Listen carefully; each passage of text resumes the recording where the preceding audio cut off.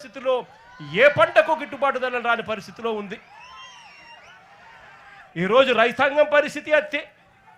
అక్క చెల్లెమ్మలకు గతంలో అన్ని పథకాలు అందిస్తూ అక్క చెల్లెమ్మలకు 0 వడ్డీ పథకాన్ని సైతం ఇస్తా ఉన్న పరిస్థితుల నుంచి ఈరోజు అక్క చెల్లెమ్మలకు ఏ పథకము అందక చివరికి 0 వడ్డీని కూడా తీసేసిన పరిస్థితిలో ఈరోజు అక్క చెల్లెమ్మల పరిస్థితులు ఉండరు.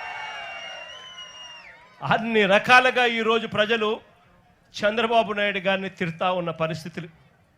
ఇలాంటి పరిస్థితుల మధ్య ఈ పెద్ద మనిషి చంద్రబాబు నాయుడు గారి ప్రభుత్వం దేవుడు చూస్తూ ఊరుకోడు, ప్రజలు దేవుడు మొట్టికాయలు వేసే రోజులు త్వరలోనే ఉందని చెబుతూ మీ అందరికీ కూడా భరోసా ఇస్తా ఉన్నా.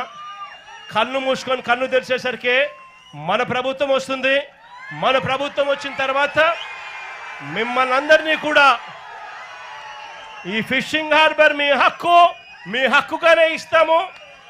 అంతేకాదు ఈ ఫిషింగ్ హార్బర్ల పరిధిలో ఉన్న ప్రతి మత్స్యకార కుటుంబానికి కూడా చెప్తా ఉన్నాను, ఆ పరిధిలో ఉన్న ప్రతి కుటుంబానికి కూడా మంచి జరిగించే విధంగా వాళ్ళందరినీ కూడా గ్రూప్స్ కింద ఫామ్ చేసి ఒక్కొక్క బోటుకు 10 మందిని 12 మందిని ఒక్కొక్క బోటుకు యజమానుల కింద చేస్తూ వాళ్ళందరినీ కూడా ఇంతకుముందు నేను చెప్పినట్టుగా 10% వాళ్ళు కడితే చాలు, 90% రాష్ట్ర ప్రభుత్వం లోన్ల కిందను గ్రాంట్ల కిందను ఇస్తూ వాళ్ళందరినీ ఓనర్లుగా చేసి ఈ ఫిషింగ్ హార్బర్లను వాళ్ళకు అంకితం చేస్తామని కూడా ఈ సందర్భంగా ఖచ్చితంగా చెప్తా ఉన్నా.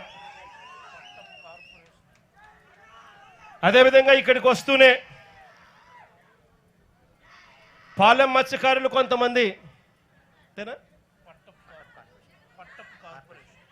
పట్టపు కార్పొరేషన్ కావాలని అడుగుతా ఉన్నారు.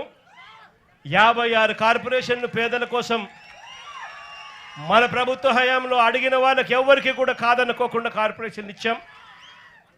నా దృష్టికి వచ్చిన ఈ పట్టపు కార్పొరేషన్ కూడా అధికారంలోకి వచ్చిన 3 నెలల్లోనే పూర్తి చేసి అది కూడా మీకు ఇస్తామని కూడా చెప్తా ఉన్నా.